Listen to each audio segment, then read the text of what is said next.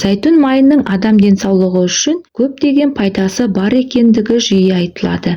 Тіпті жерорта теңізі аумағындағы халық ұзақ өмір сүру сыры зәйтүн майымен байланыстырады. Бұл ретте кез келген ас үйде табылатын қарапайым өнімнің ең басты пайдалы қасиеттерін атап өтуді жөн көрдім. Пайдалы майлардың көзі зәйтүн майының холестерин деңгейін түсіруіне әсер етіп, қан ұюын қалпына келтіріп, пайдалы қанықпаған майлар бар. Аталған майдың тағамдық мақсатында жиі қолданылады. Адамдар жүрек ауруы мен инсульттің пайда болу қаупіне айтарлықтай төмендетеді. Бәріңізге сәлем, бұл пайдалы кеңес арнасы. Бүгінгі видеода зәйтүн майының нақты қандай ауруларды емдейді, мың түрлі дерттің шипасы мен емдік қасиеттері туралы айтамын. Адам ағзасын қалай өзгертеді? Сіз естіп білмеген ақпараттармен бөлісемін. Бұл видеоны соңына дейін қараңыз. Сізге пайдалы болатынына сенімдімін. Алдағы уақытта менің видеоларымды жіберіп алмас үшін маған тіркеліп, подписаться кнопкасын басып кетуіңізді сұраймын. Зәйтүн майының қабынуды басатын да қасиеті бар. Қабынуға қарсы емес, дәрі-дәрмектер әсеріне ұқсас ықпал етеді. Пайдалы қосылыстар созылмалы және асқынған қабыну процесінде әсер ете алатын қабынуға қарсы ферменттерді баяулатады. Остеопороздың алдын алады. Зәйтүн майы жиі қолданылатын организмдегі кальций мөлшері артуына ықпал ететін дәлелі күн сайын артуда. Өз кезегіндегі ол остеопороз дамуының алдын алуға септігін тигізеді. Қан диабетімен ауыратын адамдар үшін де емдік қасиеті мол. Зәйтүн майының ерекшелігін айтпай кетуге болмайды. Соңғы зерттеулер бұл майдың диабетті қадағалап тұра алатын көрсеткіші бар екенін көрсетті. Сондай-ақ күн сайын аш қарынға қабылданатын бір ас қасық зәйтүн майы иммунитетіңізді күшейтуге, артық салмақтан арылуға және ас қорыту мәселесін шешуге көмектеседі. Тіпті зәйтүн майын қырынуға арналған кремнің орнына қолдануға да болады. Теріңізді қырып қана қоймай, сондай-ақ ісініп, қызарудан сақтайды және ылғалдандырады. Денеңізге зәйтүн майын жағып көріңіз. Ол теріңізді нәрлендіріп, әдемі алтын түстес рең сыйлайды. Бұл заттың құрамында көп қанықпаған май қышқылдары омега-3 бар. Омега-3 дәруменінің адам ағзасына тигізер пайдасы орасан зор.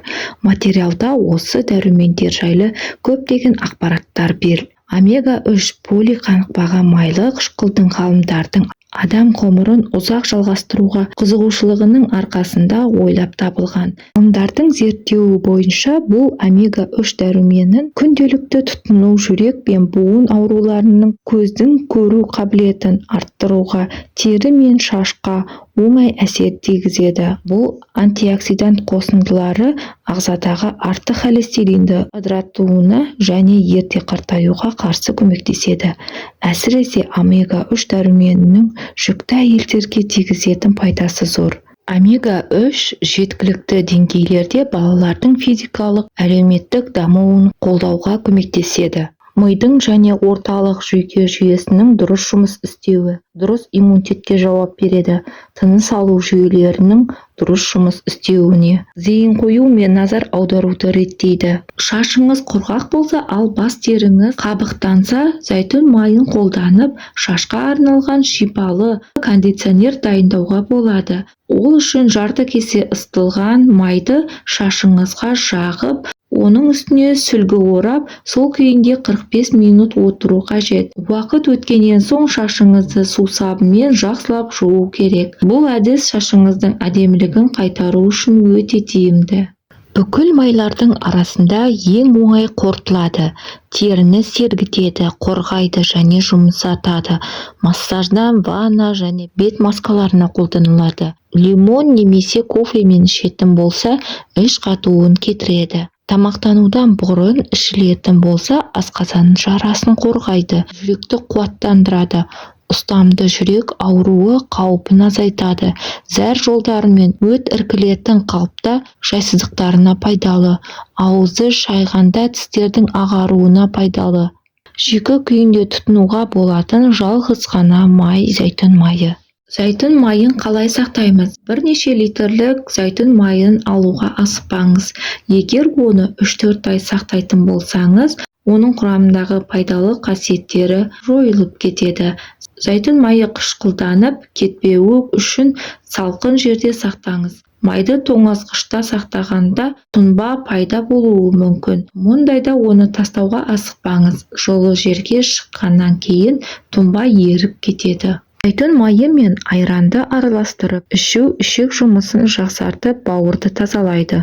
Ол үшін 200 мл айранға 1 шай қасық зәйтүн майын қосып, микротолқындық пешке салып жылытып аласыз. Сөйтіп осы айранды күніне 1 рет 3 апта бойы ішу ұсынылады. Менің айтқан кеңестерім сіздерге пайдалы болды деген сенімдемін. Сіздерден өтінерім, подписация кнопкасын басып, маған тіркеліп, лайк батырмасын басып кетулеріңізді сұраймын.